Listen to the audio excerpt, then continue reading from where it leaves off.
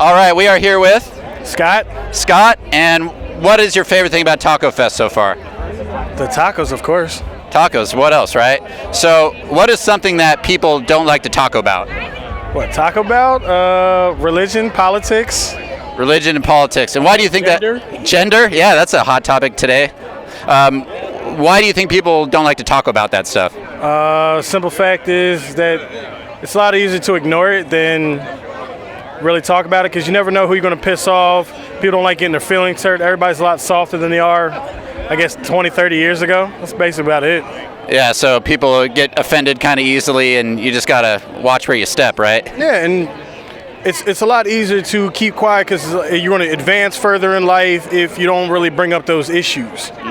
If you really talk about those kind of things, everybody's going to label you some type of way, and you're going to end up being at the bottom of the barrel or just not going anywhere in life with it. Yeah, so, I mean, but there are some things that are really important to talk about, and they might be worth sacrificing that advancement because, there might be something bigger at stake, right? Sure, but when you start talking about money, then you're not going to really do things like that. If it's going to affect, like, if you start talking about, you talk about Donald Trump, you talk about anything about that's going on right now, I mean, you can definitely talk about it in a sense, but if you're adamantly bringing that stuff up day in and day out, people start labeling you some type of way, and like I said, money rules the world. So if they don't like you for what you're saying, then you're not going to get anywhere in the world, and you're not going to make no money, and then you'll be living in a cardboard box somewhere. Well, thankfully, I don't have any money to give you, so you don't have to impress me at all. So what about you? Like, what is like a fundamental belief you have? Like, what do you have any kind of faith of any kind?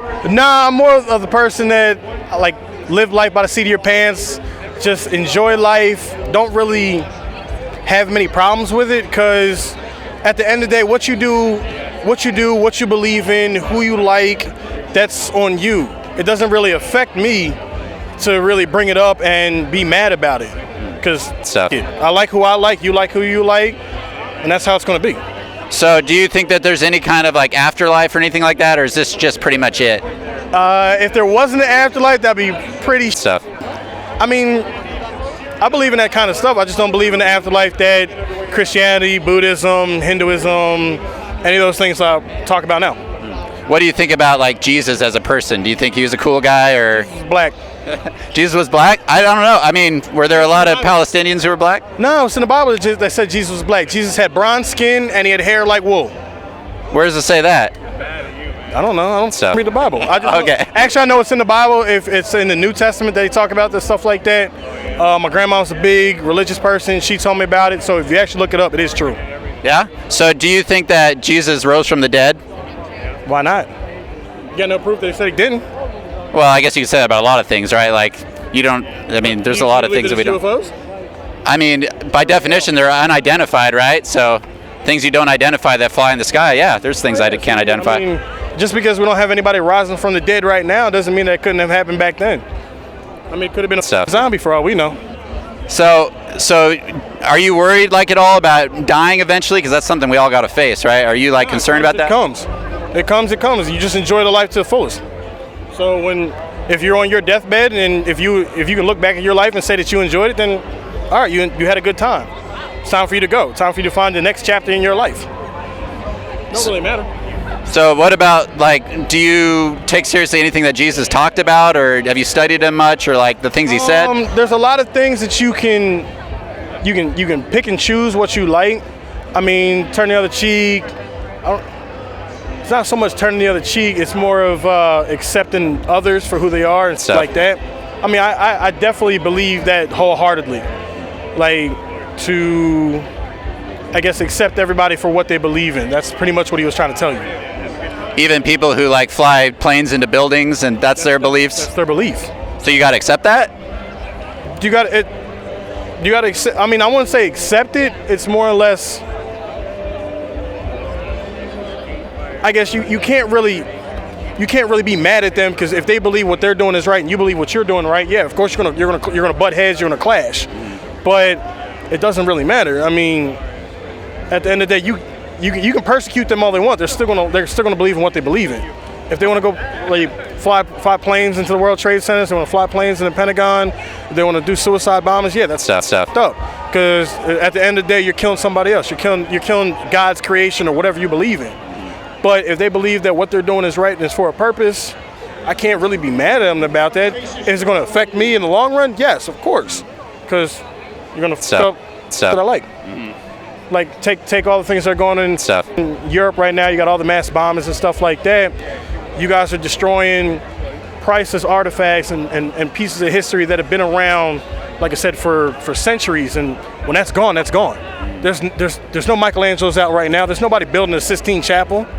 I mean, think about this now. You can go out to Barcelona, Spain, and see the Sagrada Familia, which is one of the biggest churches that's still being built to this day. You go there, it's breathtaking. Think about what happened if somebody blew that up right now. Like the symbol and like everything that it stands for, you pretty much just said the last 200 years that you've been building that. And that's the real reason why everything is stuff. I say that what they're doing is kind of stuff. So maybe it's fair to say, like, I get what you're saying, like maybe we should love people but not necessarily love what they believe, right? Yeah, so sometimes when you love somebody, it requires you to say something that they might disagree with, right? Like, hey man, I don't think you should walk off that dock, you're going to drown in the water, you know, something like that. Yeah. So sometimes you have to kind of confront people in their beliefs and say like, hey, I love you, and that's why I'm telling you that there's some truth out there you should be aware of. True. Yeah. So that's kind of what we're doing out here. Is just, so what I would ask you is, like, Jesus had some really strong claims about himself. Like John 14:6, he said, I am the way, the truth, and the life.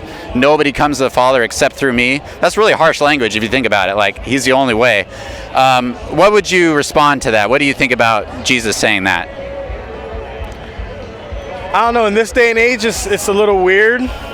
Like, you got to accept for what he says. I mean, I don't know. That's how you take it. It's everybody's take on it. Like, if the way that you're getting to heaven is through him, then sure, why not? If I got to do X, Y, and Z to get somewhere better, then I'm going to do X, Y, and Z. If I don't do that, yeah, I don't know if eternal damnation is going to happen. I don't know if hell is real or not. I don't know if heaven's real or not. But if I do die and I show up at the pearly gates, I definitely want to get in. Nobody wants to be standing at the entrance to hell looking at like, oh man, I'm going to get fricasseed for the next, I don't know, eternity. That's a belief we can all agree on. Yes. Yeah, so when you do show up to heaven one day and God asks you, hey, Scott, why should I let you in here, man? What are you going to tell him? Why not? Just let me in there.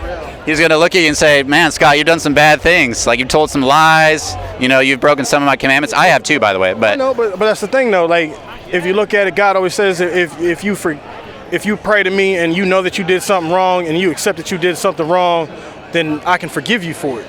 And at the end of the day, if you die and you know that you did some stuff, as long as you ain't murder, rape, pillage, nobody like that, then God should be able to forgive you for what you've done. Everybody's done something stuff in their life. Nobody can truly say that they have lived every will and testament that God has laid before you to the T. Yeah. No one can do that. Yeah, I mean, Isaiah says that all we like sheep have gone astray, right? We've all kind of done our own thing, deviated from what God said. But there's an easy solution. You know what that is? What? Jesus, right? What is He's a perfect guy. quality? It's 4K. What was the question? Well, I was just going to say, so Jesus lived a perfect life, right? Yeah. So, I mean, how do you think he's the one guy who's done everything right? So, But you can say that, but if you look at it, we don't actually have actual documentation that Jesus said that I did this, I did this, I did this.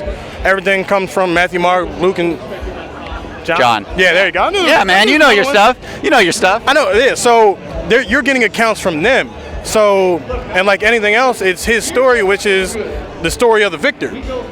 So I don't know if Jesus actually did this. I don't know if he did it not. I mean, he could actually do some more fucked up shit that we don't know about, because like everybody does, when somebody's dead, you only remember the good things. You can know this dude could have been a crackhead for 20 years, but you know he saved that one child's life. You're going to remember for saving that child's life. You don't know he was a crackhead for 20 years. So I'm not going to dispute that Jesus wasn't a good person, but to say that Jesus did everything right in his life, especially in the time period that he lived in, where everything was a lot harsher and didn't have the niceties that we have now, you can't really say that.